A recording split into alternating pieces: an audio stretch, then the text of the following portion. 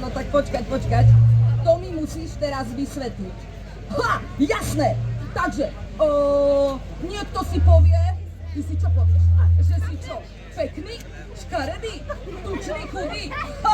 Alebo si Int, Slovák, Čech, Kryšňák, alebo kresťan, alebo ryšavý. No, je toľko označení, z ktorých si človek môže vybrať, aby opísal sám seba.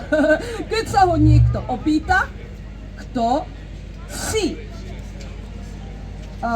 No tak teda, kto som? Kto som?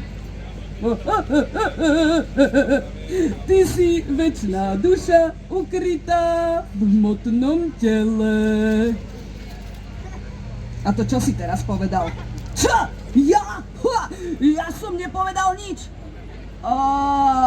No jasné, už to mám. To určite bola tá premúdrelá inteligencia. Počúvaj ma, dobre ti radím, nerozprávaj sa s ním. Vieš čo, mám ťa dosť. Ja sa radšej nebudem rozprávať s tebou. Tak, tu si sadni a prosím ťa, už buď ticho. No, ale on mal pravdu. Naozaj som to povedal ja. Tvoja inteligencia. No, a prosím pekne, ja jediný viem, čo je správne a čo je nesprávne.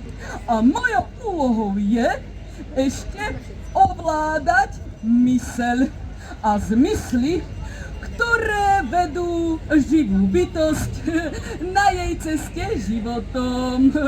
Presne tak. A niekto tu spomínal myseľ? No a toto? Kto povedal? No preto ja! Kto ja? Myseľ! Myseľ? Myseľ? Áno, ja som prosím pekne tvoja myseľ. A mojou úlohou je ovládať zmysly všetkých 5. Čo to tam je? Rýchlo, poďme tam. Počkaj, si strašne rýchla. Nie, tam, alebo tu. Ja sa vidím všem. A ty vieš vymenovať 5 zmyslov? Vieš? Viem, asi. Vy viete vymenovať 5 zmyslov? No tak hovorte. Zrak? Je to zrak? Čo ešte? Čo? Čuch? Čuch? Čuch, veď to som teraz povedala. Chuť? Dobre, takže čo už máme? Počkajte, strácam sa v tom. Takže zrak, chuť, čuch, hmat. Ešte 5. Počítajte. Hmat, čuch, chuť, zrak, sluch! Je to tak? Správne. Dobrý deň. Ja sa vám musím ešte raz predstaviť. Ja som totiž to veľká súčasť vášho tela. Som veľmi dôležitá. A moje meno je myseľ. A naozaj ovládam všetky zmysly. A viete čo? Ovládam ich a som v tom naozaj dobrá, pokiaľ ma inteligencia nechytí za úzdu.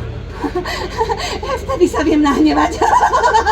Robím veľké veci a veľmi zlé veci, nekontrolovateľné. A ja a mojich 5 zmyslov iba lietame a kričíme.